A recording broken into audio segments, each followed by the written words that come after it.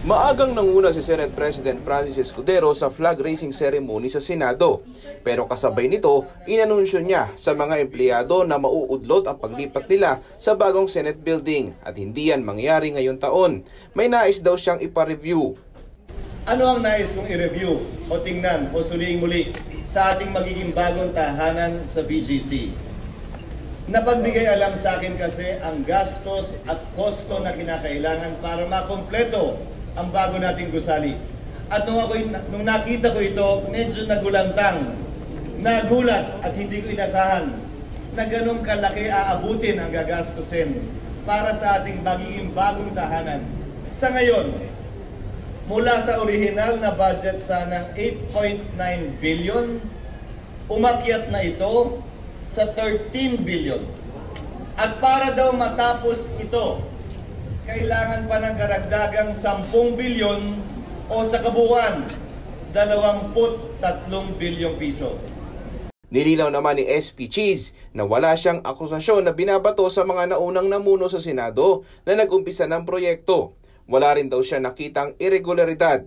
Susuriin namin ito, titiyakin na tama, maayos at hindi naman medyo sobra at OA yung gastos. Hindi naman kinanta at binigkas ang bagong Pilipinas hymn at pledge kanina sa flag ceremony sa Senado. Katwiran ni Escudero, aplikable lang ito sa executive branch.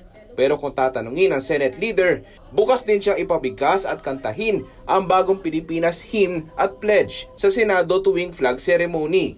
Kung ako, hindi ako tutol doon, pero ibabato ko pa rin sa secretariat para pag-aralan. Kung ako tatanungin, wala namang masamang awitin o sambitin ang mga katagang dapat meron tayong pag-asa, dapat magtulungan tayo, dapat ambisyonin nating umangat ang ating bansa, dapat magtulungan tayo. Wala naman ako nakikitang masama doon. Malugod naman tinanggap ng mga kawani ng Department of Agriculture ang pag-awit ng bagong Pilipinas hymn na bahagi na ng flag raising ceremony ng ahensya. Batay sa Memorandum Circular No. 52 na inilabas ng administrasyon ni Pangulong Ferdinand R. Marcos Jr., inaatasan ng mga ahensya at sangay ng gobyerno na maging parte ng flag ceremony ang bagong Pilipinas hymn at pledge. Saya naman po, at least maganda po ang aking acceptance and very accepted po. Moving forward, na talagang para sa bagong Pilipinas. Moving forward po tayo mga Filipino. Maging kanina sa flag ceremony ng Presidential Communications Office, binigkas na rin ang panata ng bagong Pilipinas. Daniel Manalastas para sa Pambansang TV sa Bagong Pilipinas.